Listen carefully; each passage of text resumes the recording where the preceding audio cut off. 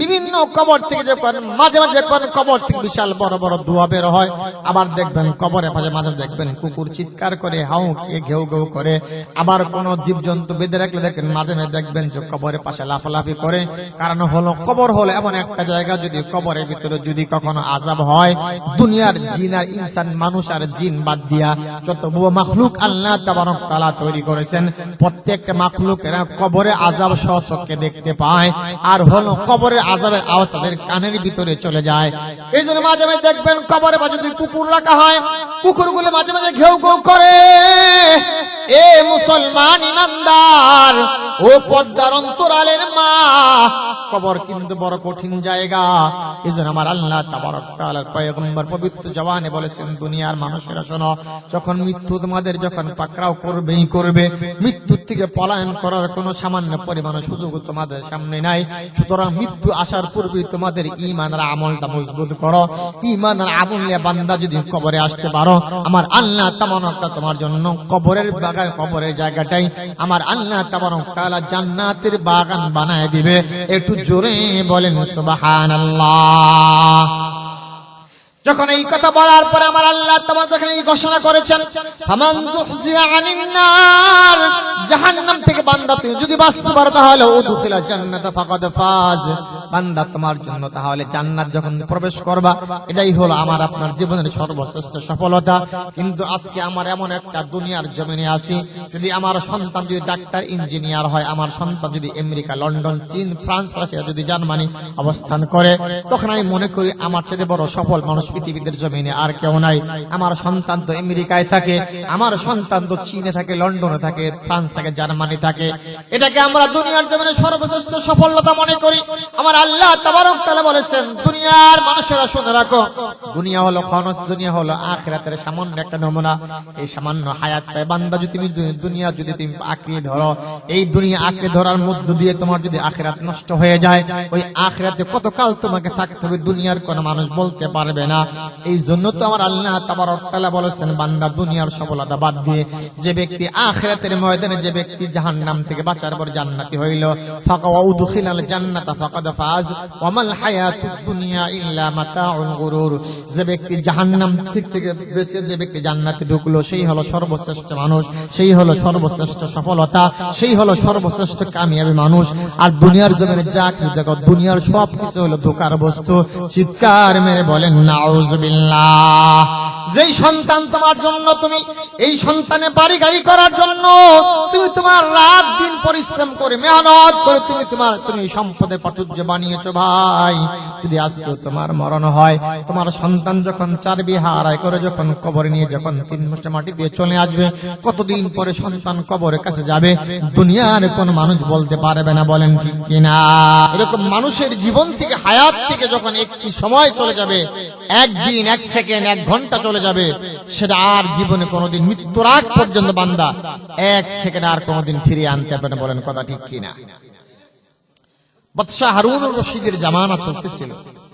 হারুনুর রশিদ তার একটা খাস কামরা ছিল, উনি সেখানে অবস্থান করতেন। রাজপ্রাসাদের ভিতর অনেকগুলো কামরা থাকে, কক্ষ থাকে, যেখানে বিভিন্ন কিছু মন্ত্রী থাকে, কিছু আমলা থাকে, আবার সাধারণ কর্মচারী থেকে, আবার কিছু মুসাফির খানা থাকে। তো ওনার কাছে এক আগন্তুক মুসাফির এসে বলতেছে যে, আমি আপনার এখানে মুসাফির হিসাবে এসেছি, আমাকে একটা থাকার জায়গা করে দেন। এটা বাদশাহ হারুনুর রশিদের কাছে এই কথা বলতেছে আগন্তুক ব্যক্তি, মানে মুসাফির ব্যক্তি। তখন সে বলতেছে যে, এটা তো আমার নিজস্ব খাস কামরা, এখানে আমি থাকি। এটা বাদশাহ হারুনুর রশিদ বলতেছে এই আগন্তুক।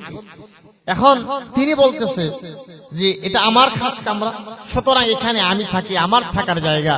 আপনি একটু দয়া করে এখানে পাশেই মুসাফির খানা আছে, ওইখানে আপনি থাকবেন।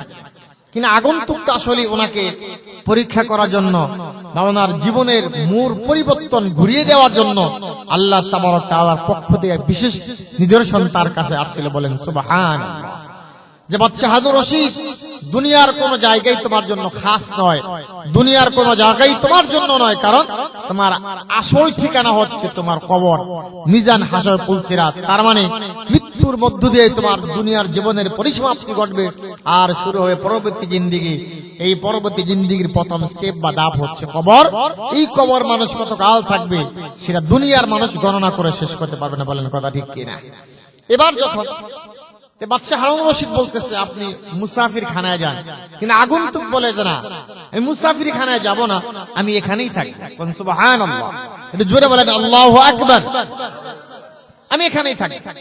কিন্তু বাদশা হারুন রশিদ একবার, দুইবার, তিনবার বলার পরে রেগে গেছে যে তোমাকে বলছি আগন্তুক মুসাফির, তুমি একটু তোমার মেহমান খানায় যাও, তা না করে তুমি এখানে আমার খাস কামরা থাকতে চাও। তোমার তো অত্যন্ত দুঃসাহস। কি করে হলো যে একজন খাস, এই বাদশার, এই জামানার বাদশার খাস কামরার ভিতরে তুমি থাকতে চাও? এই সাহস তোমাকে কে দিয়েছে? আগন্তুক বলল যে আপনার যে এটা নিজস্ব খাস কামরা, এই কথাটা আপনাকে কে বলেছে? কয়খানে আমি তো এলাকার বাদশা, এই রাজত্বের বাদশা আমি, সুতরাং এটা আমার খাস কামরা, আর আপনি হলেন আগন্তুক, সুতরাং আপনার জন্য হলো ওই মুসাফির খানা, ওখানে আর থাকবেন। তো উনি বলতেছে যে না, আমি আসলে মুসাফির খানায় থাকবো না, আমি এখানেই থাকবো। এইরকম যখন দুজনের মাঝে যখন তর্ক বিতর্ক হচ্ছে, এক পর্যায়ে আগন্তুক বলে ফেললো যে আসলেই যে আপনি যে খাস কামরা করতেছেন, নিজস্ব কামরা বলতেছেন, এইখানে আপনি কতদিন পর্যন্ত থাকবেন? যে আমি যতদিন বেঁচে আছি। আপনার হায়াত কতদিন আছে তা তো আমি জানি না। হায়াত যদি অল্প হয় তাহলে তো এটা আপনার জন্য, এটাও তো আপনার জন্য মুসাফির খানা, যেটা আপনার খাস কামরা বলতেছেন, আপনার থাকার জায়গা। সুতরাং যেহেতু আপনি এই খাস কামরাটা আপনার চিরদিন থাকবে না, এটা ইয়ার আগেও ছিল না, এখন আছে, কিছুদিন পরেও থাকবে না, সুতরাং এটা আপনার খাস কামরা হতে পারে না, এটাও আপনার জন্য মুসাফির খানা। একটু জোরে বলেন সুবহানাল্লাহ। আগন্তুক এই কথা বলার সঙ্গে সঙ্গে বাদশা হারুন রশিদ বললেন, তাই আমি তো এতদিন একটা বিশাল বড় ভুলের মধ্যে ছিলাম। কারণ হলো এত বিশাল বড় সাম্রাজ্যের মালিক হওয়ার পর আমার মনের ভিতরে একটা চিন্তা এসেছিল যে আমার একটা নিজস্ব খাস কামরা আছে, সেখানে আমি অবস্থান করব। কারণ হলো এই সাম্রাজ্যের, এই রাজত্বের মালিক হলাম আমি, সুতরাং আমার এই রাজত্বের মালিকের ভিতরে সুতরাং আমার একটা নির্দিষ্ট খাস কামরা আছে। এই খাস কামরার পর্যন্ত ভিতরে আমি আমার মৃত্যুর আগ পর্যন্ত কাটিয়ে দেব। কিন্তু আজকেও যখন আগন্তুক আমাকে একটা কথা স্মরণ করে দিল, এই কথার মধ্যে দিয়ে বুঝতে পারলাম আজকেও যদি আমার মরণ হয় তাহলে আমাকে এখান থেকে বের করে যখন আমাকে চারবি হারাই করে যখন কবরে নিয়ে যাবে, আর কবরে নিয়ে যাওয়ার পরে যখন আমাকে যখন মাটি দিয়ে চলে আসবে, সুতরাং এটা তো আমার চিরদিন থাকার জায়গা না। সুতরাং যেই জায়গাটা মানুষের জন্য চিরদিন হয় না, চিরস্থায়ী হয় না, সুতরাং ওইটা প্রত্যেকটা মানুষের জন্য মুসাফির খানা। একটু জোরে বলেন সুবহানাল্লাহ। মুসাফির হার কুজা বাশাদ ওয়া তামরায়াদ মিদারাত চুবুল বুলবর কাফাদ বাশাদ চেমুন্নায়াদ মিদারাত কিয়া সামানা লায়া মুসাফির সফর তেরা হাই বয়স রঞ্জো কে দুনিয়া মে কিস্তে মুঝে তুম ফাহাই মারিদ देख लो आई किश्तीवानो किश्ती अपना देख लो बुहताए दुनिया के अंदर किश्ती ना डूब जाने दो। अल्लाहु আকবার বলেন। এবার যখন বলা হলো এই যে তুমি তোমাকে নিজের খাস কামরা বলে দাবি করতেছ, আজকেও তোমার যদি মরণ হয় তাহলে এখানে তুমি চিরদিন থাকতে পারবা না।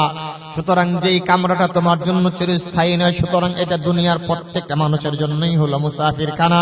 সুতরাং তুমি তোমার মুসাফির খানার ভিতরে, তুমি তোমার দুনিয়ার জমিনের ভিতরে তোমার যদি ইমানের নৌকা যদি নষ্ট করে যাও, তুমি তোমার আমলের নৌকা যদি নষ্ট করো, দুনিয়ার জমিনে তুমি যদি তোমার কিস্তি তোমার নৌকা যদি ধ্বংস করে ফেলে, তাহলে কিয়ামতের কঠিন ময়দানে তুমি তোমার ঈমান আর আমল ছাড়া তুমি কি দিয়া পার হয়ে যাবা।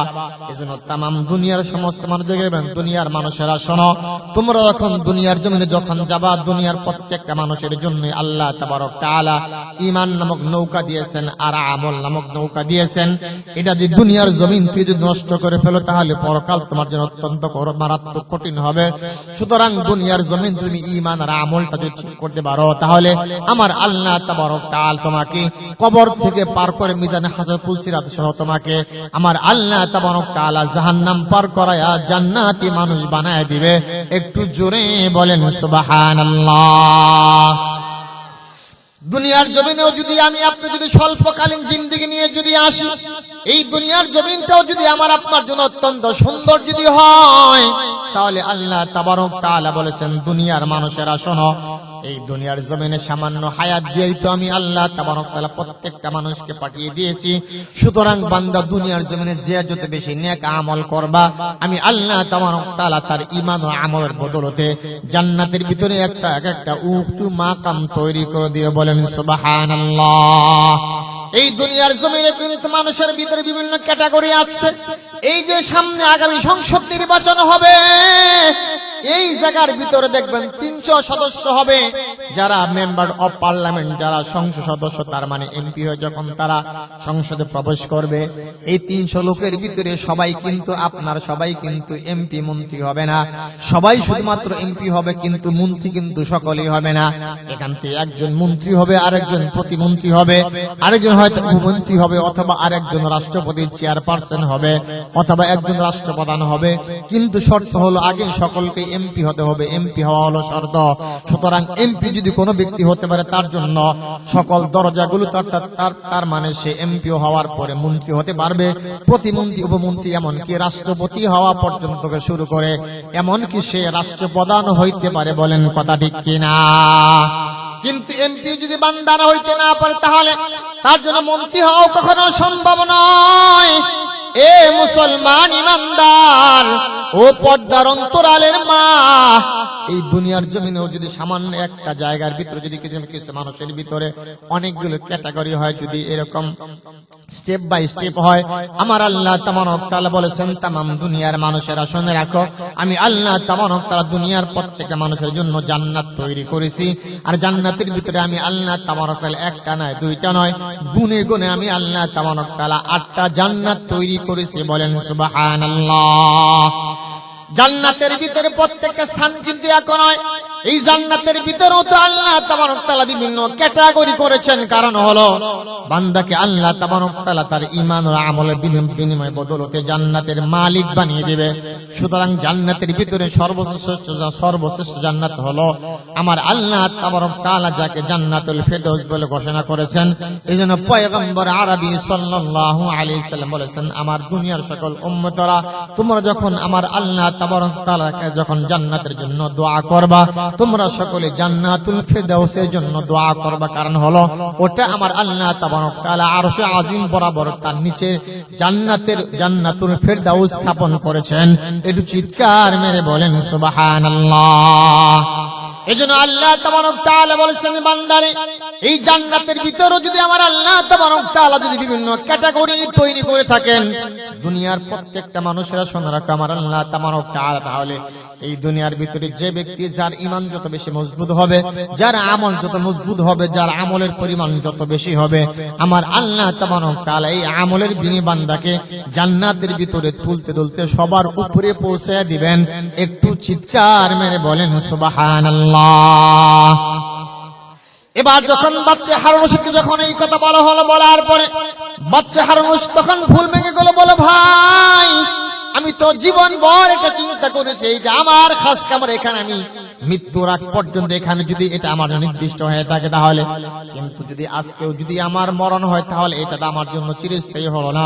সুতরাং যেই জিনিস আমার আপনার জন্য চিরস্থায়ী নয়, ওরকম করে দুনিয়া ও জমিনটাও কিন্তু আমার আপনার জন্য চিরস্থায়ী নয়।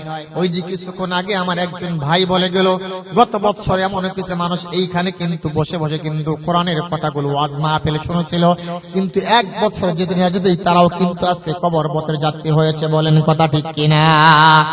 তাহলে আবার আগামী বছর এই সময় আসার পরেও যদি আমরা প্রত্যেকটা মানুষই এখানে থাকতে পারবো, তার কোন নিশ্চয়তা দুনিয়ার কোন মানুষ দিতে পারবে না। সুতরাং তাই যদি হয় তাহলে আমার দুনিয়ার জমিন থেকে আমল করা লাগবে। এই জন্য আমার আল্লাহ তাবারক তাআলা বলেছেন, কুল্লু নাফসিন যায়িকাতুল মাউত ওয়া ইন্নামা তুওয়াফাউনা উজুরাকুম ইয়াওমাল কিয়ামাহ ফামান যুহজিহা আনিন নারি ওয়া উদখিলাল জান্নাতা ফাকাদ ফাজ ওয়া মাল হায়াতুদ দুনিয়া ইল্লা মাতাউল গুরুর। আল্লাহু আল্লাহু আকবার বলেন। আল্লাহ তাবারক তাআলা বলেছেন, বান্দারে এই দুনিয়ার জমিনেই তো প্রত্যেকটা মানুষকে আল্লাহ, প্রত্যেকটা প্রাণী জগৎকেই তো আল্লাহ তাবারক তাআলা যখন মৃত্যুর স্বাদ আস্বাদন করাবে, মৃত্যুর স্বাদ আস্বাদন করার পরে যখন আল্লাহ তাবারক তাআলা যখন কবর মিজান হাসারাতুল সিরাত পাড়ি দেওয়ার পরে যখন আল্লাহ তাবারক তাআলা যখন মিজানের পাল্লা যখন কায়েম করবে, আর ওই সময় ভিতরে বান্দাকে আল্লাহ তাবারক তাআলা দুনিয়ার জমিনে যা কিছু কর্ম করেছে প্রত্যেকটা কর্ম যখন তাকে প্রাপ্ত দিয়ে দেওয়া হবে, ফামান যুহজিয়া আনিন নার, তোমার যখন তাকে পরিপূর্ণ প্রাপ্ত দেওয়ার পরে দুনিয়ার জমিনে বান্দা যা কিছু করেছে, বান্দা তুমি যদি সচেতনা পরিমাণ যদি নেক আমল করো ওটাও তো আমার আল্লাহ তাবারক তাআলা তোমাকে বুঝিয়ে দিবেন। পক্ষান্তরে বান্দা তুমি যদি এক দানা পরিমাণ বান্দা যদি গুনাহ করো ওটাও আল্লাহ তাবারক তাআলা তোমাকে দিয়ে দিবেন। কিন্তু দুনিয়ার প্রত্যেকটা প্রাণী জগৎকে কিন্তু মৃত্যুর স্বাদ আস্বাদন করার পরে শুধুমাত্র মানুষ আর জিন জাতি বাদ দিয়ে সকল প্রাণীগুলো আবার মাটিতে পরিণত হয়ে যাবে। কিন্তু মানুষ আর জিনকে আল্লাহ তাবারক তাআলা প্রত্যেকটা হিসাব গ্রহণ করার মধ্য দিয়া জান্নাত অথবা জাহান্নামে বানায় দিবে।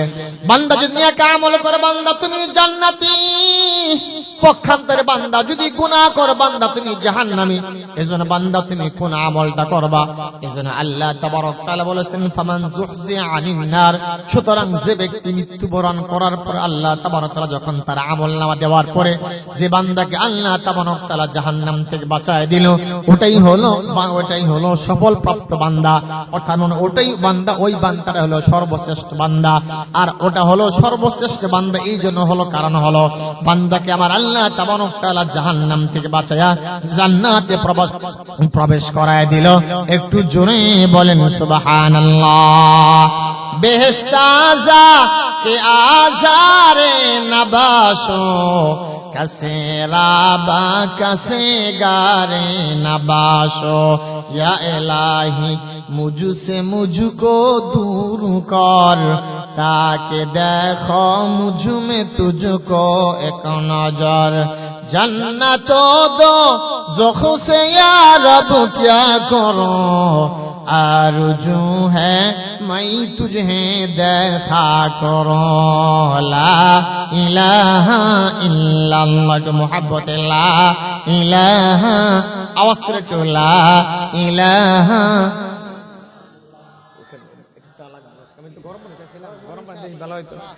লা, চা তো খাই না, গরম পানি দিয়ে দাও না। লা ইলাহা ইল্লাল্লাহ, লা ইলাহা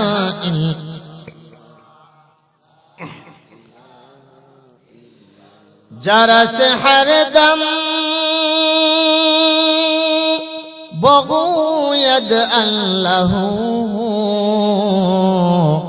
নাগোয়াদ টুনটুনা টুনটুনা টুটু বাজা হরসম এমে আয়াদ নে কুটুটু, কেদার মানা বগুয়দ আল্লাহু, কালিমা লা ইলাহা ইল্লাল্লাহ, লা ইলাহা ইল্লাল্লাহ, লা ইলাহা ইল্লাল্লাহ মুহাম্মাদুর রাসূলুল্লাহ সাল্লাল্লাহু আলাইহি ওয়াসাল্লাম। তাহলে আল্লাহ তাবারক তাআলা বলে দিলেন, বান্দারে আমি আল্লাহ তাবারক তাআলা দুনিয়ার প্রত্যেকটা প্রাণী জগৎকে মৃত্যুর স্বাদ আস্বাদন করাবো।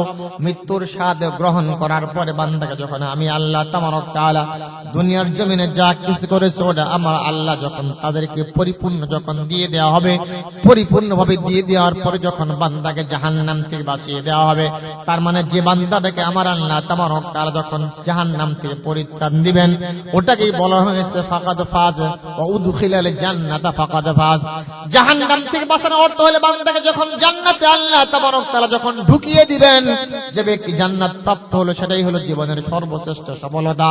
কারণ দুনিয়ার জমিনে যদি আমি রাজা আর বাদশা হই না কেন, রাজা বাদশা হইতে হইতে যদি তামাম দুনিয়ার সমস্ত সম্পদের মালিকানাও যদি আমার আপনার হাতে চলে আসে, আমি যদি তামাম দুনিয়ার সমস্ত মালিকানাও যদি আমার হাতের ভিতরে চলে আসে, তারপর আমি যদি ঈমানহীন হয়ে যদি কবরে যাই, কিয়ামতের কঠিন ময়দানে তামাম দুনিয়ার মালিকানা দিয়াও আমি একটা জান্নাতের ফুল পর্যন্ত কিনতে পারবো না। জোরে বলেন কথা ঠিক কিনা? তামাম দুনিয়ার মালিকানা দিয়াও যদি আমি একটা জান্নাতের ফুল যদি কিনতে পারি না কিনতে পারি ভাই, এ মুসলমান ইমানদার, ও পর্দার অন্তরালের মা, তাহলে দুনিয়ার জমিন থেকে মৃত্যু গ্রহণ করার পূর্বে তো আমার আপনার নেক আমল করতে হবে। এই জন্য তো আমার আল্লাহ তাবারক তাআলা তামাম দুনিয়ার সমস্ত মানুষদেরকে চ্যালেঞ্জ করে জানিয়ে দিয়েছেন, আল্লাহ তাবারক তাআলা দুনিয়ার জমিনে এমন কিছু মানুষ আছে তারা মনে করে যে যেই মানুষেরা নামাজ পড়লো আর যারা পড়লো না তারাও মনে হয় সমান। যারা রমজান মাসে রোজা রেখেছে আর যারা রোজা রাখলো না তারাও মনে করে যে আমরা রোজা না রাখলেও কিন্তু আমরা মনে হয় জান্নাতের মালিক হইতে পারি। কিন্তু আমার আল্লাহ তাবারক তাআলা তা কিন্তু বলে নাই। আমার আল্লাহ তাবারক তাআলা পবিত্র কোরআনুল কারীমের ভিতরে বলেছেন, আম হাসিবাল্লাযীনা ইজতারাহুস সাইয়্যাতি আন নাজআলাহুম কাল্লাযীনা আমানু ওয়া আমিলুস সালিহাতি সাওয়াআম মাহইয়াহুম ওয়া মামাতুহুম সাআ মা ইয়াহকুমুন। আল্লাহ তাবারক তাআলা বলেছেন, মানুষেরা কিছু মানুষ এরকম চিন্তা করে যারা দুনিয়ার জমিনে বেঁচে যারা গুনাহ করলো, যারা উপার্জন করলো, যারা কাজ করলো, গুনাহের কাজ করলো, কিছু মানুষ গুনাহ করার পরে মনে মনে চিন্তা করে আমি তো গুনাহ করেছি, তারপরও মনে হয় আমার জীবনটা যারা ঈমানদার বান্দা তাদের মতোই হবে। আম হাসিবাল্লাযীনা ইজতারাহুস সাইয়্যাতি কাল্লাযীনা আমানু ওয়া আমিলুস সালিহাতি আন নাজআলাহুম। কিছু মানুষের চিন্তা ভাবনা এরকম হয়ে থাকে, যারা কষ্ট করে নামাজ পড়ে রোজা রাখে, যারা কুরআনুল কারীম তেলাওয়াত করে, যারা দান ও সদকা করে, তারা যেই পরিমাণ নেক আমল করেছে। আবার কিছু মানুষ এরকম চিন্তা করে যে আমরা তো নামাজ পড়লাম না, রোজাও রাখলাম, দান ও সদকাও করলাম না, আমরা তো জীবনভর গুনাহতে জীবনটা কাটিয়ে দিলাম। তারপরও কিছু মানুষের ধারণা হলো ঈমানদার বান্দার মৃত্যু আর হলো মনে হয় গুনাহগার বান্দার মৃত্যু সমান নাকি? আল্লাহ বলেছেন বান্দার কখনোই না, কারণ হলো গুনাহগার ব্যক্তির মৃত্যু আর হলো ঈমানদার বান্দার ব্যক্তি মৃত্যু কিন্তু সমান হবে না। কারণ ঈমানদার বান্দাদের মৃত্যু থেকে আল্লাহ তাবারক তাআলা দুনিয়ার জমিন থেকে জান্নাত দেখায় দান করবেন। একটু চিৎকার মেরে বলেন সুবহানাল্লাহ। পক্ষান্তরে যারা জীবনভর গুনাহ করেছে, গুনাহ করার কারণে আমার আল্লাহ তাবারক তাআলা যখন তাদের সামনে যখন জাহান্নামকে যখন উন্মুক্ত করে দিবে, আমার আল্লাহ তাবারক তাআলা পবিত্র কোরআনুল কারীমে বলেছেন, ইয়াউমা ইয়াতাযাক্কারুল ইনসানু মা সাআ ওয়া বুরিজাতিল জাহিমু লিমান ইয়ারা ফাআম্মা মান তাগা ওয়া আথারাল হায়াতাদ দুনিয়া। আল্লাহ তাবারক তাআলা কিয়ামতের কঠিন ময়দানে আমার আপনার প্রত্যেকটা জিনিসের কর্ম যখন উন্মুক্ত করে দিবে, ইয়াউমা ইয়াতাযাক্কারুল ইনসানু মা সা, সেদিন বান্দা যখন তার কর্মের কৃতকর্ম অনুসরণ করবে, অনুসরণ করার পরেই তো বান্দার যখন মাথা নষ্ট হয়ে যাবে। রাতের বেলায় মদ্যপান করেছি, দুনিয়ার কোন মানুষ দেখে নাই। রমজান মাসে দিনের বেলায় পানাহার করেছি, দুনিয়ার কেউ দেখলো না। রাতের বেলায় নেতা ছিলাম, মাতাব্বর ছিলাম, কত আমি সুদ আর ঘুষ খেয়ে কত মানুষের বিচার বিক্রি করে দিয়েছি, দুনিয়ার কোন মানুষ জানে নাই। তারপরে এটা আমার আমলনামার ভিতরে কেমনে আসলো? এইজন্য বান্দা সেই আমলনামা দেখার পরে সেদিন স্তম্ভিত হতভম্ব হয়ে যাবে, আর সেদিন শত আফসোস করে বলবে, হায় যদি জানতাম যে আমি দুনিয়ার সমস্ত মানুষের চোখ ফাঁকি দিয়ে অপরাধ করার পরেও এটা যখন আমার আপনার আমলনামার ভিতরে চলে আসবে, তখন তারা শতবার আফসোস করে বলবে, আল্লাহ আপনি আমাদেরকে আবার আপনি আমাদেরকে দুনিয়া আবার পাঠিয়ে দেন। আমাদের জীবন থাকতে আমরা শুধুমাত্র দুনিয়া যাওয়া মাত্র শুরু হবে, আর ওখান থেকে মৃত্যুর আগ পর্যন্ত আমরা সিজদার ভিতরে কাটিয়ে দিব। বারবার যখন এই কথা বলবে, বলার পরে আমার আল্লাহ তাবারক তাআলা বলেছেন, দুনিয়ার মানুষেরা শুনে রাখো, দুনিয়া হলে এমন একটা জায়গা শুধুমাত্র ওখানে একবারে যাওয়া যায়, কিন্তু ওখানে যাওয়ার পরে তোমরা যখন মৃত্যুবরণ করবা আবার তোমাদেরকে দুনিয়ায় ফিরে যাওয়ার কোনো সম্ভাবনা নাই। একটু জোরে বলেন আল্লাহু আকবার।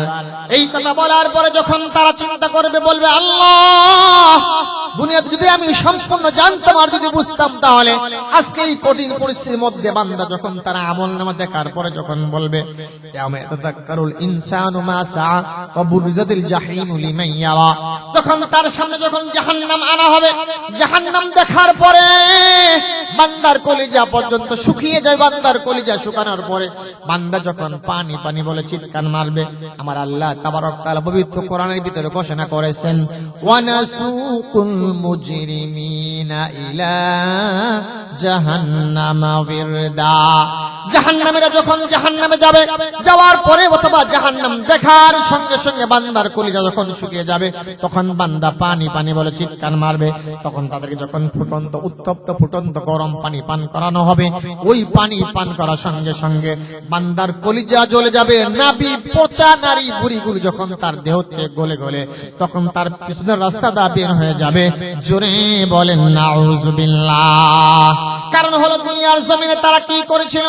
এই যে আমরা ওয়াজ মাহফিল করি, আপনাদের মসজিদে প্রতিদিন মুয়াজ্জিন সাহেব যখন দৈনন্দিন জীবনে যখন 5 বার করে যখন আজান দিয়ে যখন ডাকে, আজান শোনার পরে যখন আমরা ঘাটটা যখন কানটা অন্য দিকে দিয়ে যখন অন্য জায়গায় চলে যাই, আল্লাহ তাবারক তাআলা বলবেন বান্দারে ফাআতাল হায়াতুদ দুনিয়া ফাআতাল হায়াতুদ দুনিয়া, তোমাদেরকে দুনিয়ার জমিনে তোমরা অবাধ্যত হয়েছিলে, তোমরা আমার হুকুমের সীমা লঙ্ঘন করেছিলে।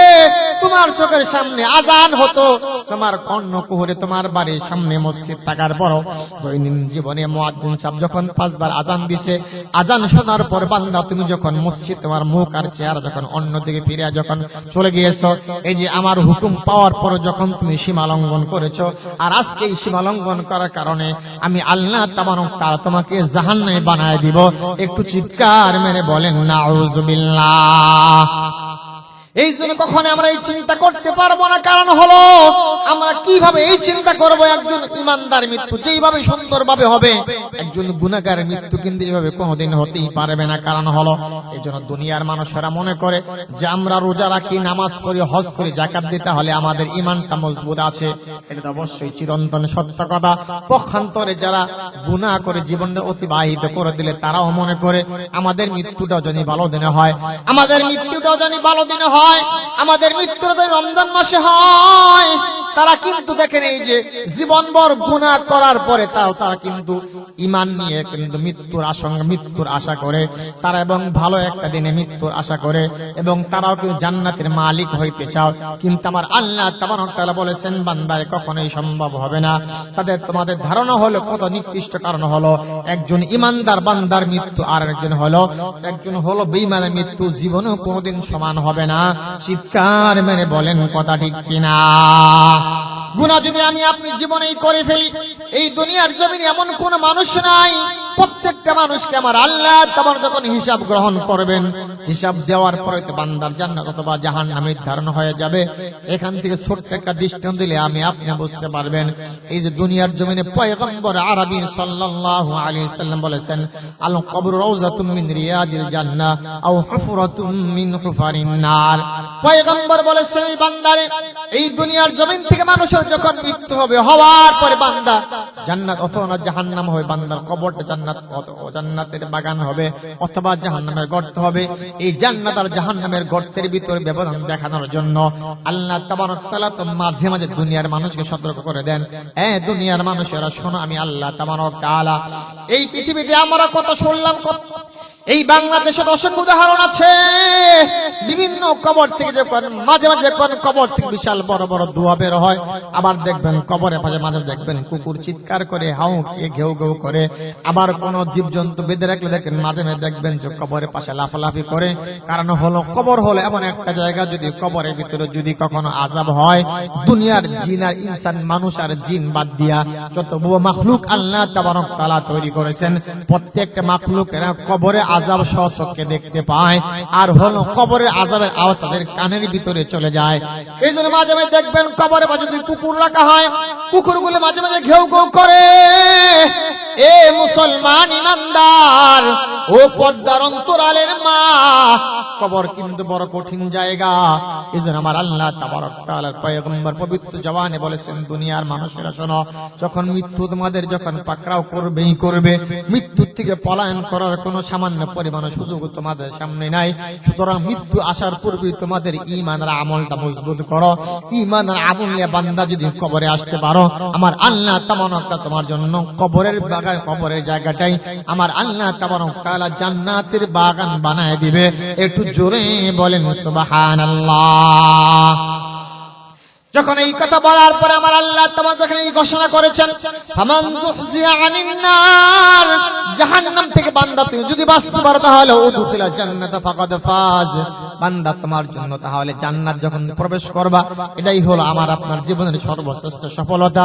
কিন্তু আজকে আমার এমন একটা দুনিয়ার জমিনে আছি, যদি আমার সন্তান যদি ডাক্তার ইঞ্জিনিয়ার হয়, আমার সন্তান যদি আমেরিকা, লন্ডন, চীন, ফ্রান্স, রাশিয়া, যদি জার্মানি অবস্থান করে, তখন আমি মনে করি আমার থেকে বড় সফল মানুষ পৃথিবীর জমিনে আর কেউ নাই। আমার সন্তান তো আমেরিকায় থাকে, আমার সন্তান তো চীনে থাকে, লন্ডনে থাকে, ফ্রান্স থাকে, জার্মানি থাকে। এটাকে আমরা দুনিয়ার জমিনে সর্বশ্রেষ্ঠ সফলতা মনে করি। আমার আল্লাহ তাবারক তাআলা বলেছেন, দুনিয়ার মানুষেরা শুনে রাখো, দুনিয়া হলো খনস, দুনিয়া হলো আখিরাতের সামান্য একটা নমুনা। এই সামান্য হায়াত পায় বান্দা যদি তুমি দুনিয়া যদি তুমি আঁকড়িয়ে ধরো, এই দুনিয়া আঁকড়ে ধরার মধ্য দিয়ে তোমার যদি আখিরাত নষ্ট হয়ে যায়, ওই আখিরাতে কতকাল তোমাকে থাকতে হবে দুনিয়ার কোন মানুষ বলতে পারবে না।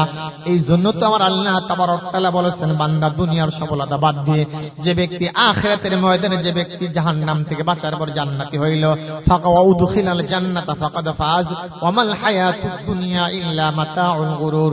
যে ব্যক্তি জাহান্নাম থেকে বেঁচে যে ব্যক্তি জান্নাতে ঢুকলো, সেই হলো সর্বশ্রেষ্ঠ মানুষ, সেই হলো সর্বশ্রেষ্ঠ সফলতা, সেই হলো সর্বশ্রেষ্ঠ কামিয়াবি মানুষ। আর দুনিয়ার জমিনে যা কিছু দেখো, দুনিয়ার সব কিছু হলো ধোঁকার বস্তু। চিৎকার মেরে বলেন নাউযুবিল্লাহ।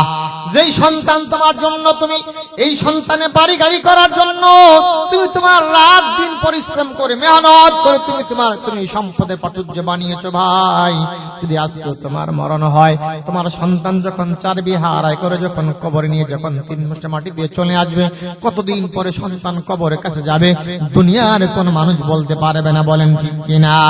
দুনিয়ার জমিন থেকে যদি আমার জান্নাত বা জাহান্নামের মালিক হওয়া লাগবে, কবরে যাওয়ার পরে দুনিয়ার জমিন থেকে আমার সমস্ত আমলের দরজা বন্ধ হয়ে যাবে। কারণ হলো কবরের ভিতরে থাকা যাওয়ার পরে মানুষ তো দূরে নবীরা পর্যন্ত কোনো আমল করতে পারে না। যেদিন আমার আপনার মৃত্যু যখন আসবে, ওই মৃত্যুর মধ্য দিয়ে দুনিয়ার জীবনের পরিসমাপ্তি ঘটবে, শুরু হয়ে পরবর্তী জিন্দেগি। আর এই পরবর্তী জিন্দেগির প্রথম স্টেপ বা ধাপ হচ্ছে কবর। এই কবরে কত হাজার বছর থাকা লাগবে দুনিয়ার মানুষ বলতে পারবে না। বলেন ঠিক কিনা? কিন্তু আমার আল্লাহ তাবারক তাআলা তো মাঝে মাঝে এই দুনিয়ার মানুষকে সতর্ক করার জন্য কত কবরের মাঝখান থেকে আল্লাহ তাবারক তাআলা আগুন বের করে দিলেন। আবার কত কবরের জায়গা থেকে মাঝে দেখবেন ধোঁয়া বের হয়। আবার এমন দেখবেন যে কত শত বছর আগে মারা গেছে, মারা যাওয়ার পর আজ এখন তার কাফনের কাপড়টা কবরের ভিতরে স্বচ্ছ আছে, কাফনের কাপড়ের ভিতরে পর্যন্ত একটা মাটির ছোঁয়া পর্যন্ত লাগে নাই, এবং তার লাশটা পর্যন্ত অক্ষত আছে। এটাও আল্লাহ তাবারক তাআলার কুদরতের নিদর্শন। আল্লাহ তাবারক তাআলা বলেছেন, বান্দারে, যারা তোমরা আমার ঈমানদার পরিপূর্ণ আমলওয়ালা বান্দা হবা, আমি আল্লাহ তাবারক তাআলা তোমাদেরকে দুনিয়ার জমিনে প্রতিজ্ঞা করে দিলাম, তোমাদের দুনিয়ার জমিন থেকে মৃত্যু হওয়ার পরে কবরের মাটি তোমাদেরকে টাচ করতে পারবে, ছুঁতে পারবে না। এই দেখবেন মাঝে মাঝে যখন নদী ভাঙবে নেবে, দেখবেন মাঝে বিভিন্ন কবর ভাঙ্গা হয়।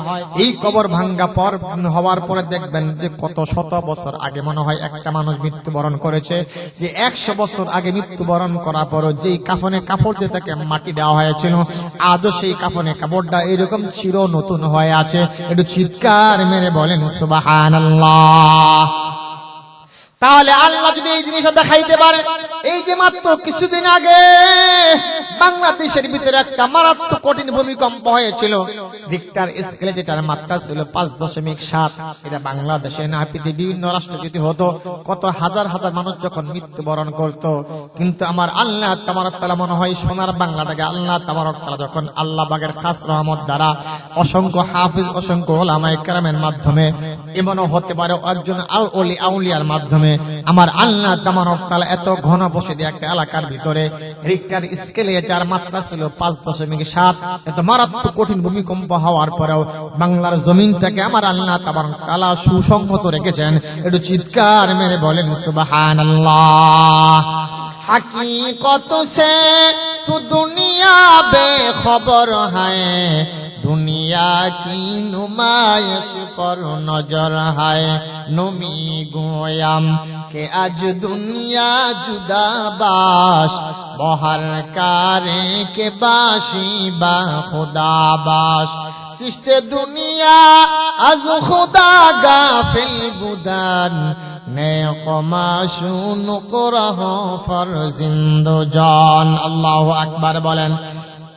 এই যে আল্লাহ তাবারক তাআলা মাঝে মাঝে আল্লাহ যে দুনিয়ার জমিনে দুনিয়ার মানুষকে সতর্ক করার জন্য সাবধান করার জন্য, বান্দা তুমি যদি এখন নেক আমল করো এই কবরটা তোমার জন্য জান্নাতের বাগান হবে, পক্ষান্তরে বান্দা যদি গুনাহ করো তাহলে কবর তোমার জন্য জাহান্নামের গর্ত হবে। এই যে দুনিয়ার জমিন থেকে আল্লাহ দেখায় তার একটা ছোট্ট দৃষ্টান্ত ঘটনা আমি আপনাদেরকে শোনাই। বর্তমান মুসলিম বিশ্বের ভিতরে যে কয়েকজন বড় বড় মুবাল্লিগ ইসলাম আছে, তার মানে দাওয়াত তাবলীগের যে কয়েকজন বড় বড় মুরব্বী আছে, তাদের মধ্যে ষষ্ঠ অন্যতম মুরব্বী হলো আল্লামা তারিক জামিল, যাকে মুবাল্লিগ ইসলাম বলা হয়। তিনি একটা বই লিখেছেন, হে মুসলিম নারী, আর তিনি বই লিখেছেন চোখে দেখা কবরে যাবে দুইটা ভিতরে। এই দুইটা বইয়ের ভিতরে আপনি একটা ঘটনা পাবেন। দুনিয়ার মানুষকেও তো মাঝে মাঝে আল্লাহ তাবারক তাআলা দেখেন, দুনিয়ার মানুষেরা এখনো সময় আছে, তোমরা কালেমার দিকে ফিরে আসো, ঈমানটাকে মজবুত করো, কারণ আজকেও তোমার যদি মরণ হয় তুমি তো জানো না কবর তোমার জন্য কি অবস্থা, কবরে তোমার জন্য কি অপেক্ষা করতেছে। দেখেন বাংলাদেশের ভিতরে, যখন শুধু বাংলাদেশ নয় তামাম দুনিয়ার ভিতরে প্রত্যেকটা মানুষের ভিতরে এমন একটা মারাত্মক কঠিন গুনাহ ঢুকে গেছে, যে গুনাহ থেকে মানুষের জন্য বর্তমানে বেঁচে থাকা অসম্ভব হয়ে পড়েছে। বর্তমান বাংলাদেশে তামাম দুনিয়ার প্রত্যেকটা ঘরে ঘরে এমন একটা মারাত্মক কঠিন গুনাহের সয়লাব হয়েছে ভাই। মুসলমান ইমানদার ও পর্দার অন্তরালের মা, দেখবেন চোখের সামনে দেখবেন আপনার যুবক সন্তান এই যে আজকে নিজেকে একটু বড় করার আশায় অথবা সেলিব্রিটি হওয়ার জন্য আপনার সন্তান প্রকাশ্যে গুনাহ করতে দেখবেন টিকটক করে করে, যখন আপনার যুবক সন্তান গুনাহ করতে করতে নিজেকে সেলিব্রিটি প্রকাশ করতে গিয়ে গুনার ভিতর লিপ্ত হয়ে যাচ্ছে। আবার অনেক মেয়েরাও কিন্তু অশ্লীল ভাষা ভঙ্গি ব্যবহার করে দেখবেন টিকটক করে করে, তারাও কিন্তু দুনিয়ার জমিন থেকে গুনাহ করে করে তারা কিন্তু কবর জগতে আবার কি অবস্থা হবে, এমন একটা ঘটনা আল্লামা তারিক জামিল বইয়ের ভিতরে লিখেছেন। আল্লামা তারিক জামিল তিনি বলেন, পাকিস্তানের ভিতরে একটা ঘটনা ঘটেছিল ভাই। সেটা হলো একজন কৃষক মানুষ যখন সকাল থেকে ঘর থেকে বের হয়ে গেছে, কৃষক সকাল থেকে ঘর থেকে বের হওয়ার পরে দীর্ঘক্ষণ পর্যন্ত যখন কাজ করতে করতে যখন এইরকম দুপুর গড়িয়ে আসছে, আর যখন ওই কৃষকের কানের ভিতরে যখন মুয়াজ্জিন আজান শুনছে, আজান শোনার সঙ্গে সঙ্গে ওই কৃষকটা কাজ ছেড়ে দিয়েছে, নামাজের জন্য জায়গা খুঁজতেছে। বলেন সুবহানাল্লাহ। কিছুক্ষণ পরে জায়গা খোঁজার পরে যখন কোথাও কোনো জায়গার সন্ধান হচ্ছে না, দেখলো পাশে একটা বিশাল বড় কবরস্থান। এই কবরস্থানে যাওয়ার পরে লোকটা মনে মনে চিন্তা করলো, যেহেতু কবরস্থান পাশে একটা সুন্দর জায়গা, পাশেই তিনি তার গায়ের ভিতরে একটা গামছা ছিল, এই গামছাটা সে নিজের ভিতরে যখন জমিনে বিছে যখন নামাজে দাঁড়িয়েছেন, আর নামাজে দাঁড়ানোর পরে যখন বান্দা সূরা টুরা পড়ে, যখন সূরাতুল ফাতিহা অন্য সূরা পড়ে বান্দা রুকু থেকে শেষ করে বান্দা যখন সিজদায় গিয়েছে, সিজদায় গিয়ে যখন সুবহান রাব্বিয়াল আ'লা যখন বলতেছিলেন, হঠাৎ করে তখন ওই কৃষকের কানের ভিতরে চলে আসলো, মাই জিন্দা মুঝকো কবর সে বাহার নিকালো, আমি জীবিত আছি আমাকে বের করে নিয়ে যাও। এই কথা শোনার সঙ্গে সঙ্গে কৃষক অত্যন্ত ভয় পেয়ে গেল, কি ব্যাপার, কোথাও কোনো সাড়া নেই, কোনো শব্দ নেই। এ শহর গোপীপুর এলাকার মুসলমান গো, ও পর্দার অন্তরালের মা, এবার কৃষকের মনের ভিতরে অত্যন্ত ভয় ঢুকে গেল, কি ব্যাপার, এখানে কোথাও কোনো সাড়া নেই, কোনো শব্দ নেই, এটাই তো পাশেই তো কবরস্থান, এখান থেকে একটা মানুষ জীবিত থাকার কথা না, কিন্তু আমার কানের ভিতরে কেন এই আওয়াজ বেশি আসছে, মাই জিন্দা হো মুঝকো কবর সে বাহার নিকালো, আমি জীবিত আছি আমাকে এখান থেকে বের করে নিয়ে যাও। এই কথা শোনার সঙ্গে সঙ্গে কৃষক তখন মনে মনে চিন্তা করলো, ওই যে সকাল থেকে বের হয়ে আসছি, দীর্ঘক্ষণ পর্যন্ত না খেয়ে থাকার কারণে হয়তো আমার মনের অজান্তে এমন একটা কথা বের হয়ে গেছে। নিজের কথা নিজে মনে করে আবার কিছু যখন নামাজ যখন দ্বিতীয় রাকাত যখন শুরু করলেন, দ্বিতীয় রাকাত শুরু করার পরে যখন আবার যখন রুকু শেষ করে বান্দা যখন সিজদায় চলে গিয়েছে, সিজদায় যাওয়ার পরে বান্দার কানের ভিতরে ঠাস ঠাস করে আবার একই আওয়াজ চলে আসলো, মাই জিন্দা হো মুঝকো কবর সে বাহার নিকালো, আমি জীবিত আছি আমাকে বের করে নিয়ে যাও। কৃষক তখন অত্যন্ত চমকিত হয়ে গেলেন, কি ব্যাপার, এটা তো আসলে আমার কথা নয়, কৃষক এবার পুরা যখন কবরস্থানের ভিতরে যখন তল্লা চালাইল, যখন খুঁজতে খুঁজতে তখন দেখলো যে একটা পাশেই কবরস্থান, কবরের ভিতরে এই আওয়াজগুলো আসতেছে। কৃষক তখন আর দেরি না করে অত্যন্ত দ্রুত তার এলাকার ভিতরে চলে গেছে। ওই এলাকার ভিতরে গিয়ে বলতেছে, এলাকার মানুষেরা তোমরা শোনো, এই যে তোমাদের একটা বিশাল বড় কবরস্থান, এই কবরস্থানের ভিতরে একটা মানুষ এখনো জিন্দা আছে। এই কথা তোমরা বিশ্বাস করে একটা মানুষ জিন্দা আছে, আর সে বলে আমি জীবিত আছি, আমাকে বের করে নিয়ে যাও। তোমাদের এলাকার ভিতরে মনে হয় কতদিন আগে মানুষ মারা গেছে।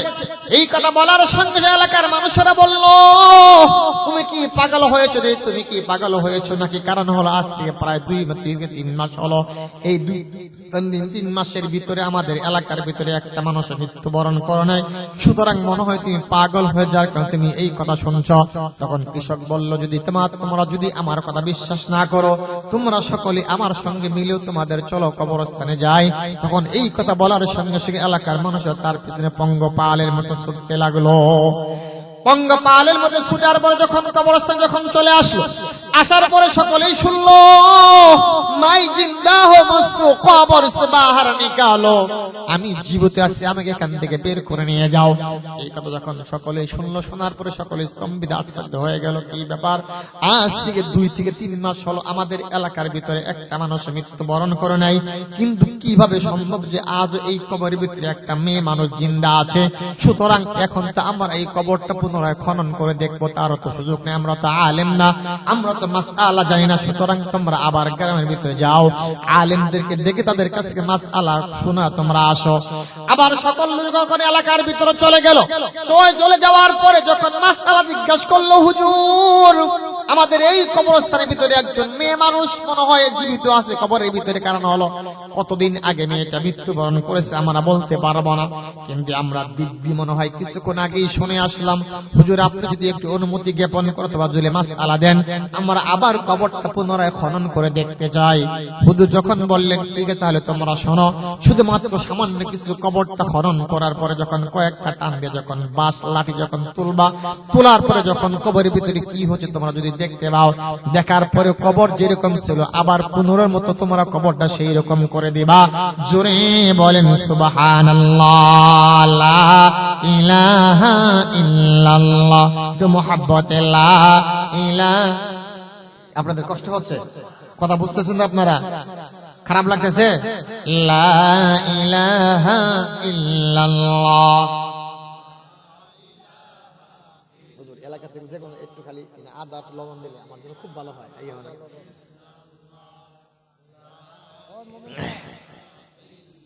লা ইলাহা ইল্লাল্লাহ, এই জবানে তার নাম জপিলে দেহ মনে শান্তি মিলিবে, ঠিক না? এই জবানে তার নাম জপিলে দেহ মনে শান্তি মিলিবে, ইহকালে শান্তি পরকালে মুক্তি। পড়ুন সবাই, ইহকালে শান্তি পরকালে মুক্তি দেবেন মুদের সেই আল্লাহ তাআলা। লা ইলাহা ইল্লাল্লাহ, লা ইলাহা ইল্লাল্লাহ।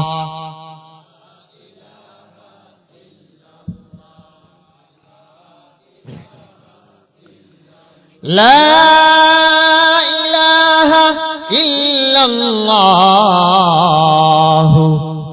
মুহাম্মাদুর রাসূলুল্লাহ সাল্লাল্লাহু আলাইহি ওয়াসাল্লাম।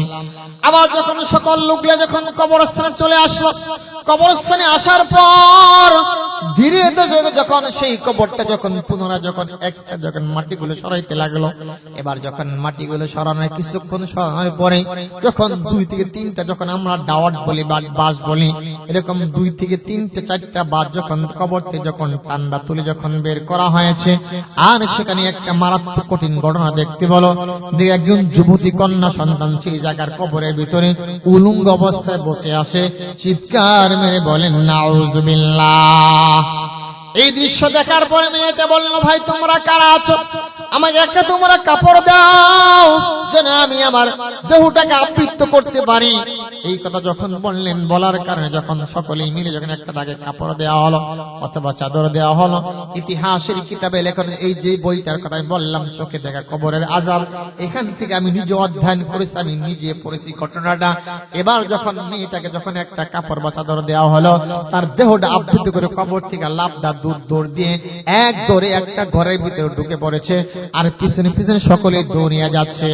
মেয়েটা ঘরের ভিতরে দরজা ঢুকার সঙ্গে সঙ্গে যখন ঘরের দরজা যখন বন্ধ করে দিয়েছে, আর বলতেছে, ভাই একটা লোক আমার সঙ্গে তোমরা কথা বলতে পারবা না, কারণ হলো কবর তো মারাত্মক কঠিন জায়গা, তোমরা যদি আমার কবরের সঙ্গে আমার কবরের ভিতরে আমার সঙ্গে কি আচরণ করা হয়েছে দুনিয়ার কোন মানুষ যদি দেখো তোমরা কিন্তু সইতে পারবা না, সুতরাং তোমরা সকলেই চলে যাও, তোমরা কেউ আমার সঙ্গে কথা বলবে না, শুধুমাত্র আমি কিছুক্ষণ এখানে অবস্থান করি।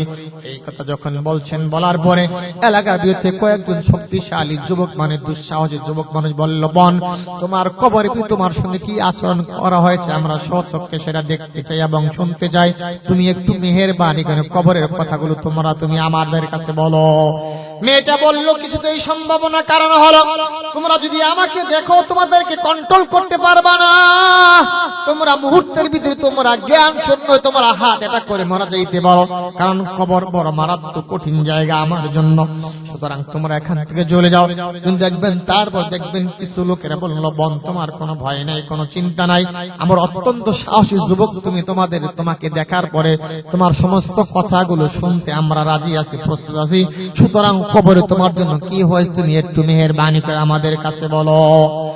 এবার যখন ঘরের দরজা খুলে দিছে, খুলে দেওয়ার পর ওই মেয়েটা যখন মাথার থেকে যখন কাপড় সরা দিছে, ও পর্দার অন্তরালের মা, তোমার চোখের সামনে কিন্তু তোমার যুবতী কন্যা সন্তান যখন টিকটক করে যখন গুনাহ করে, আর তোমার যুবতী কন্যা সন্তান যখন তোমার সামনে সেজে যখন বৈশাখী মেলায় গায়, তোমার যুবতী কন্যা সন্তান যখন তোমার সামনে যখন পার্কে ঘুরতে যায়, যখন বৈশাখী মেলায় যায়, দুর্গা পূজায় গিয়ে যখন 1000 বার গুনাহ করে, মা তুমি যদি একটি বার তোমার সন্তানকে যদি বাধা প্রদান না করো, কিয়ামতের কঠিন হয়ে তোমার ওই সন্তান তোমার বুকের ভিতরে পাড়া দিয়া তোমার সন্তান জাহান্নামে যাবে, তোমাকে জাহান্নামে নিয়ে যাবে।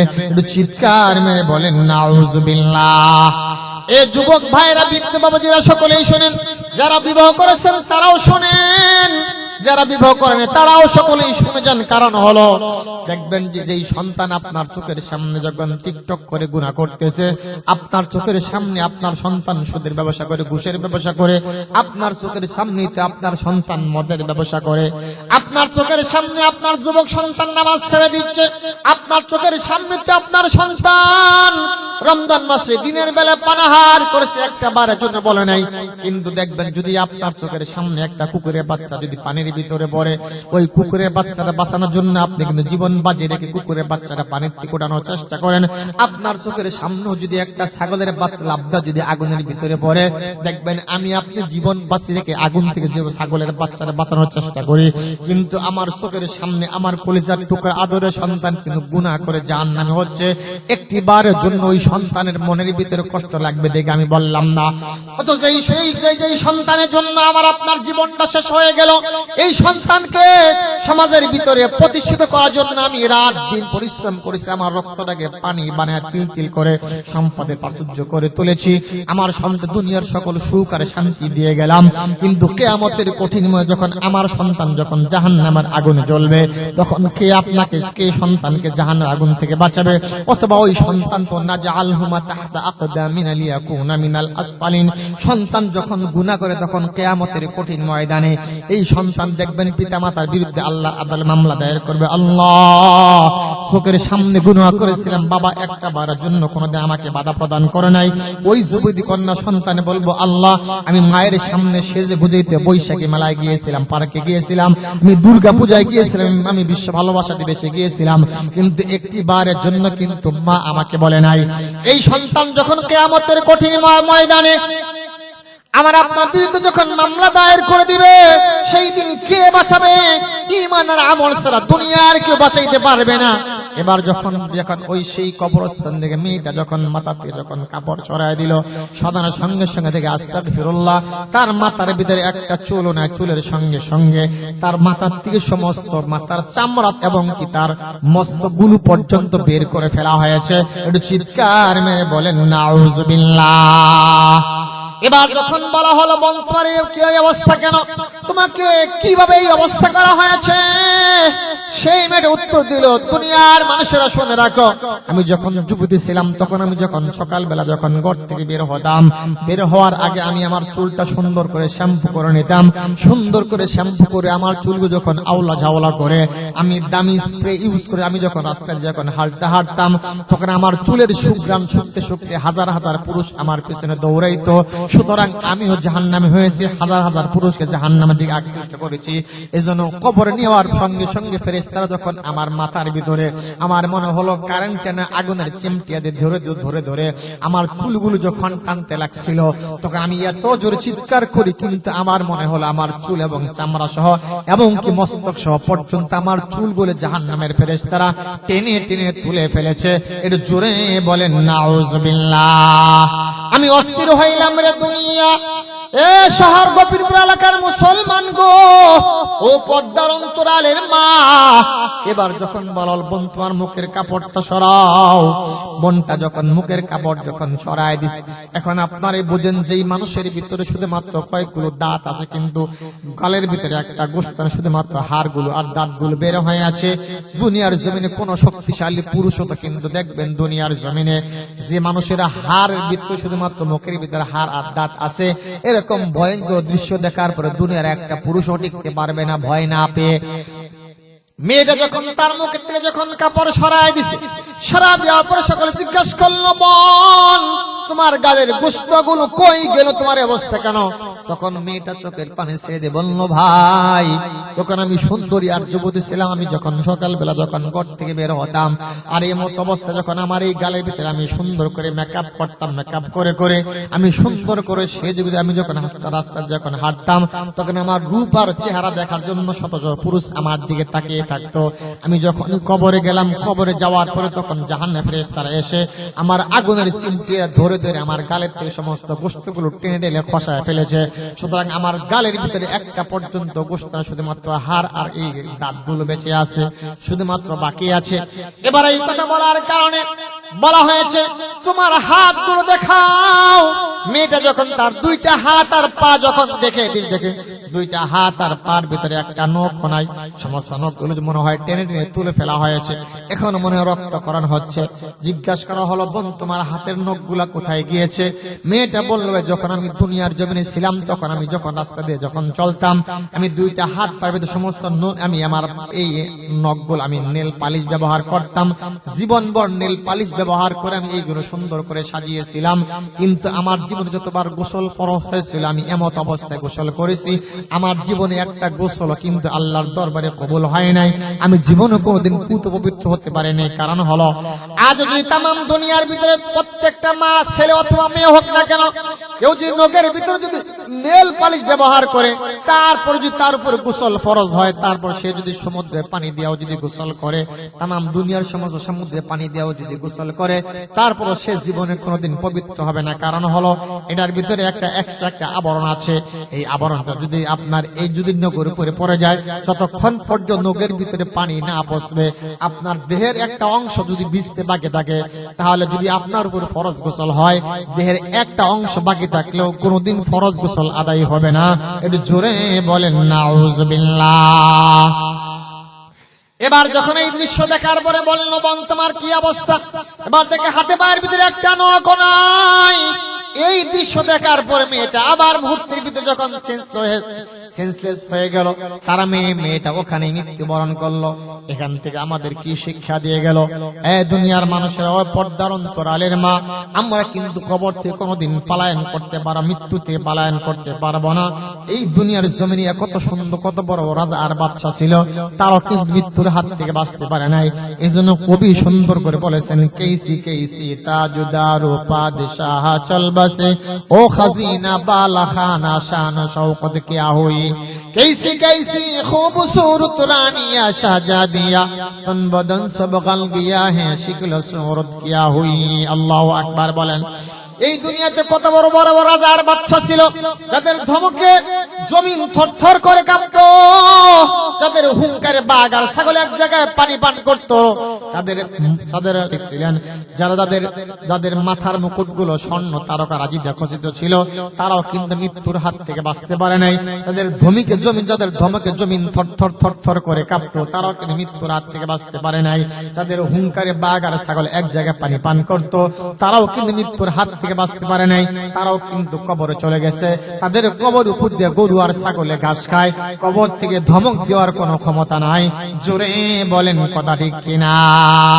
মৌত কাসিন কুল্লু নাসিন শারিবু কবর বাইতি কুল্লু নাসিন দাখিলু মৌত কাসিন কুল্লু নাসিন শারিবু কবর বাইতি কুল্লু নাসিন দাখিলু মিআনে আশিক মাশুক রমজিস কিরামান কাতিবিরা হাম খবর নিশ ইশকে আশো লশতে কুচু বরফুরু हर से जुज माशूक बाकी जुमला सो मैं आने आशिक माशूक रमजीस किरामन कातिबीरा हम खबर नीश ला इलाहा इल्लल्लाह ला আপনাদের কষ্ট হচ্ছে কথা বুঝতেছেন আপনারা মাঝখানে আর একটা ঘটনা আছে বলে শেষ করে দিব ইনশাআল্লাহ ঠিক আছে একটু বসেন লা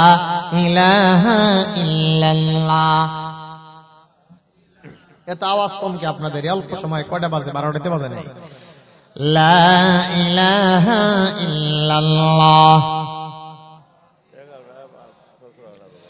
রব্বি আল্লাহ লা ইলাহা গায়রুহু ونبيه محمد مصطفاه ديني الإسلام دين موقه أرزق كفرانا عفوا عنده مقتدى يا نبي صحبه نجوم للهدايا في جمعه لا إله إلا الله এটা মোহাব্বতে আওয়াজে লা ইলাহা ইল্লাল্লাহ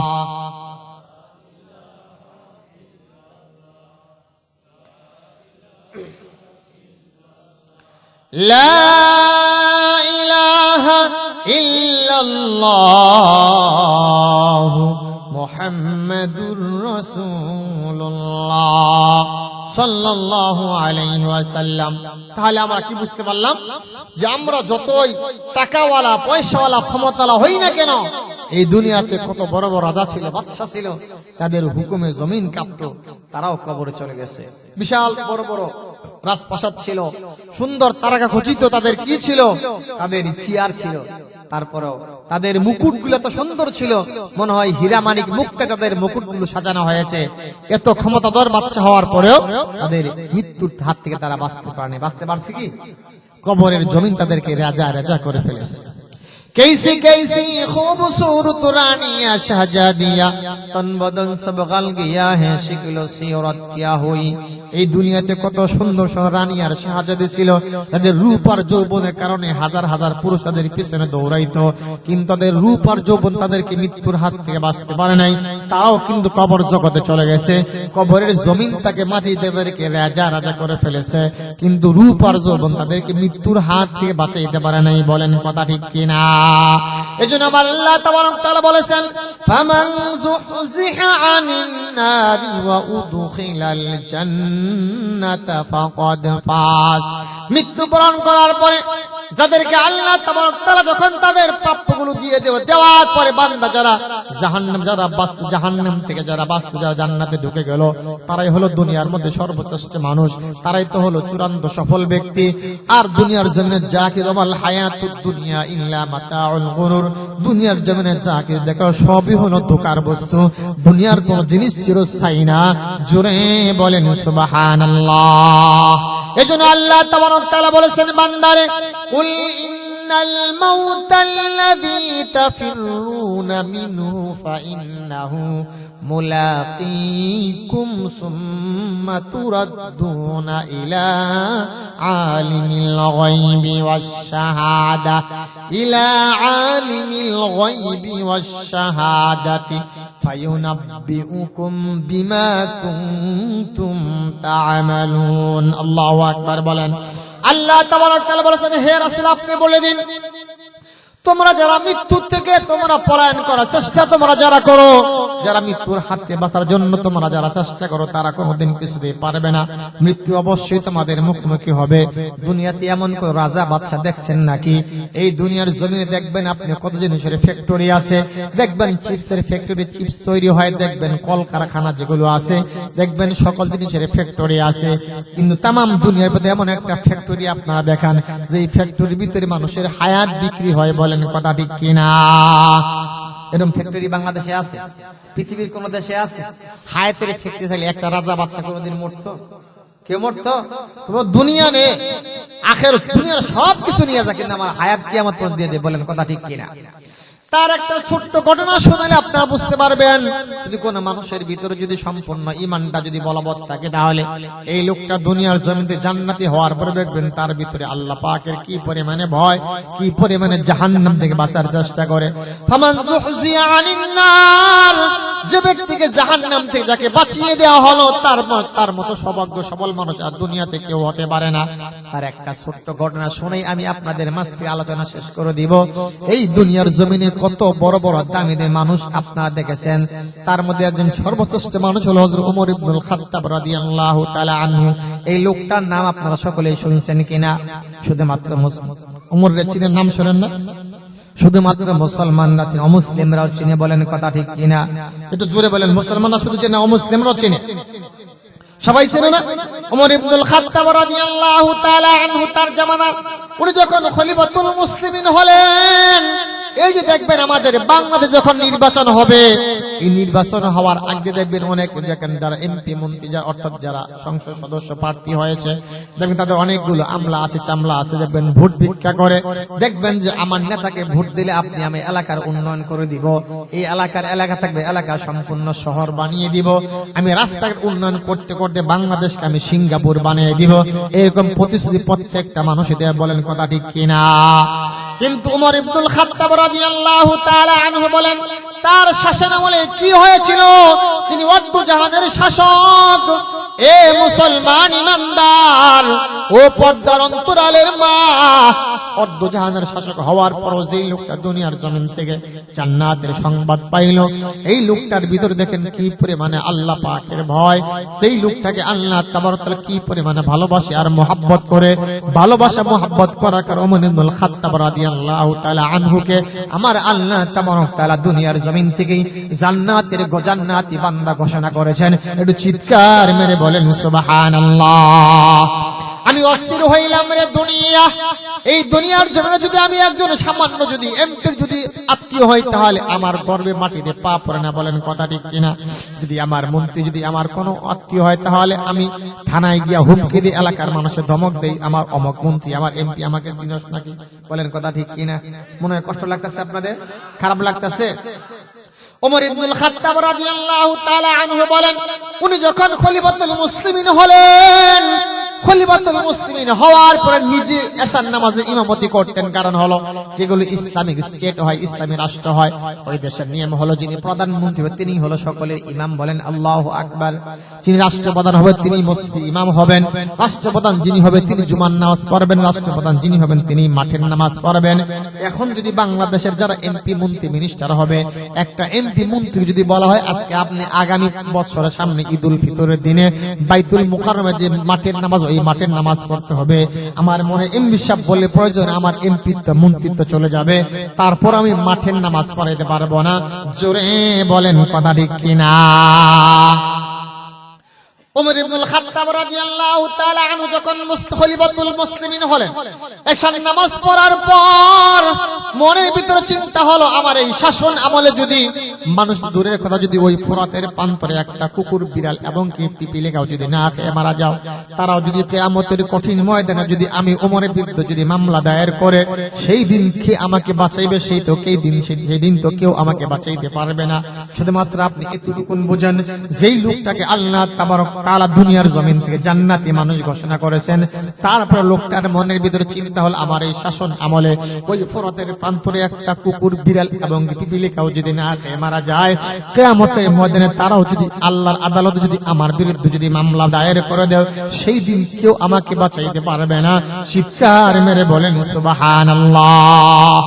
ওমর ইবনুল খাত্তাব রাদিয়াল্লাহু তাআলা আনহু নামাজ শেষ করার পরে যখন এলাকার ভিতর যখন বার হইতো, ঘুরে ঘুরে যখন মানুষের যখন খোঁজ খবর নিত, রাতের বেলা ঘুরে ঘুরে নিজে আটার বোঝা বহন করে মানুষের ঘরে ঘরে খাদ্য পৌঁছে দিত।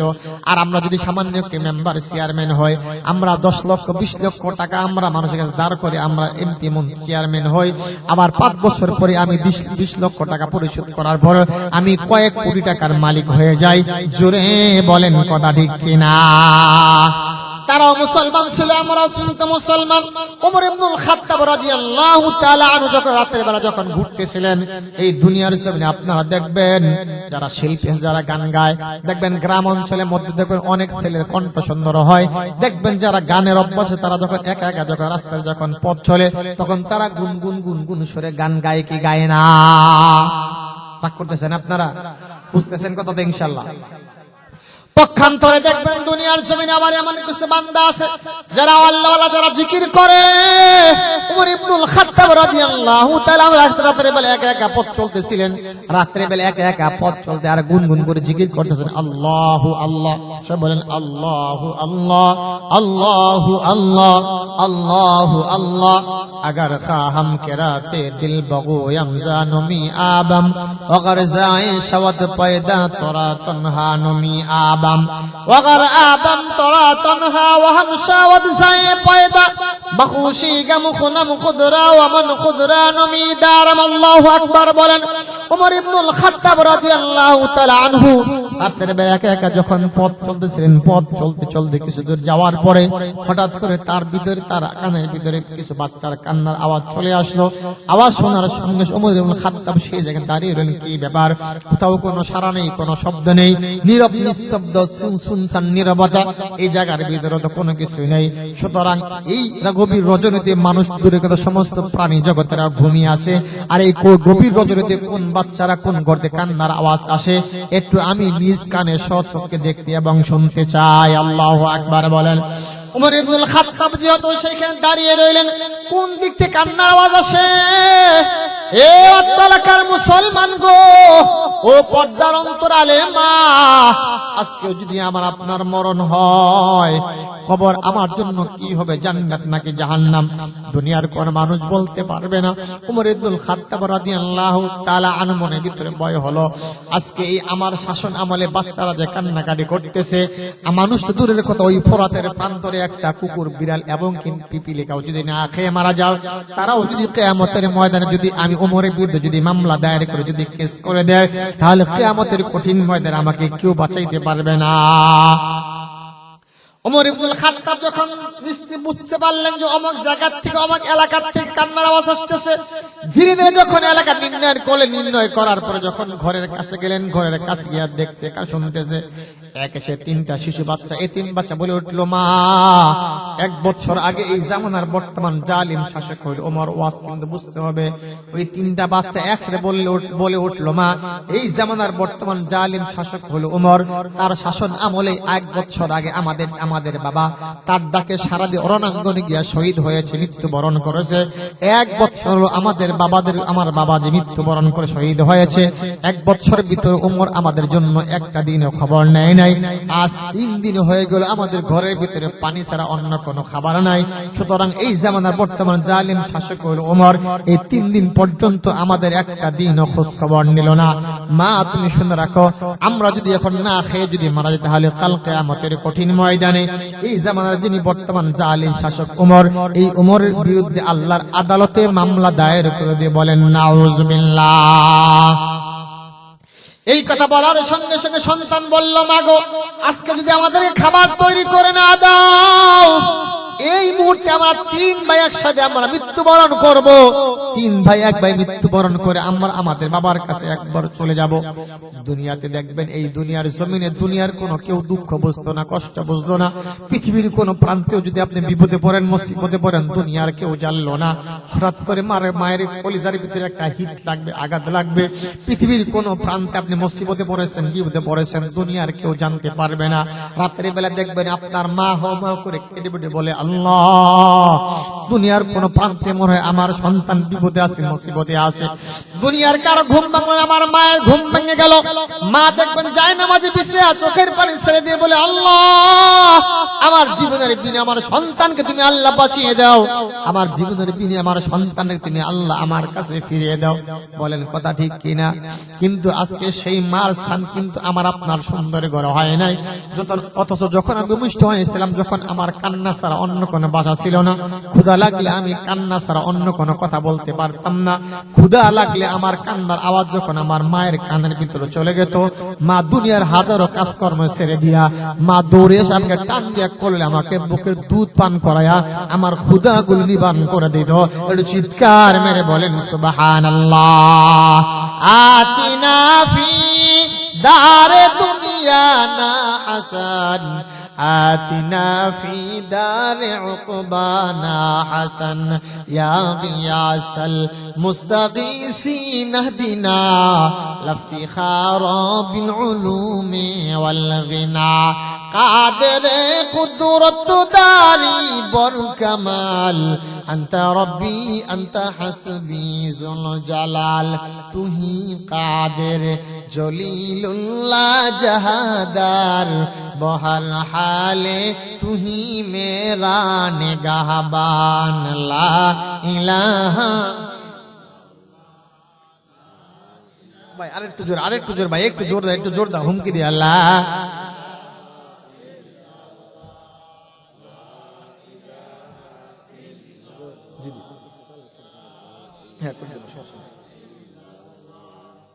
لا إله إلا الله بذكر شحر جبيني در خروشاز ولدانا دری معنا کے گوشاز نہ بلبل بر گلش تسبیح کھانیس کہ ہر کھارے و تسبیحش زوانیس مومنا ذکر خدا بسیار گول یادعوکن یادعوکن یادعو لا الہ الا اللہ.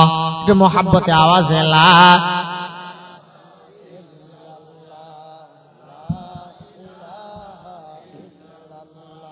لا الہ الا اللہ মুহাম্মাদুর রাসূলুল্লাহ সাল্লাল্লাহু আলাইহি ওয়াসাল্লাম। ওমর ইবনুল খাত্তাব রাদিয়াল্লাহু তাআলা আনহু নিজেই কথাগুলো শুনতেছিলেন। ইতিহাসের কিতাবে ঐতিহাসিকগণ লিখেছেন, তখন 3 সন্তান বলে উঠলেন, মাগো আজকে 3 দিন হলো আমাদের ঘরের ভিতরে কোনো খাবার নাই, যদি খাবার তৈরি করে দিতে না পারো আমরা একসাথে 3 ভাই মৃত্যুবরণ করব। 1 বছর আগে যেভাবে আমাদের বাবা রণাঙ্গনে গিয়া শহীদ হয়েছে, আমরা 3 ভাই একসাথে মৃত্যুবরণ করে আমরা আমাদের বাবার কাছে চলে যাব। এই কথা যখন বললেন, বলার সঙ্গে সঙ্গে এবার মা তার সন্তানকে সান্ত্বনা দেওয়ার জন্য একটা চুলার ভিতরে পাতিল ধরে দিয়েছে, আবার পাতিলের ভিতরে সামান্য কিছু পানি দিয়েছে, আবার পানি দিয়ে কয়েকটা পাথর ছেড়ে দিয়েছে। মাও তো জানে, মা এবার তো যায় সন্তানকে সান্ত্বনা দেওয়ার জন্য। যখন পানি এরকম মাঝে মাঝে নাড়াচাড়া করে আর পানি দিয়ে পাথরগুলো যখন এই পাথরগুলো যখন একটু শব্দ করে, মা তার বাসা দিয়ে বোঝে, বাবা একটু অপেক্ষা করো, তোমাদের জন্য খাদ্য রান্না হচ্ছে, তাহলে কিছুক্ষণ পরেই তোমাদের জন্য খাদ্যের ব্যবস্থা করা হবে।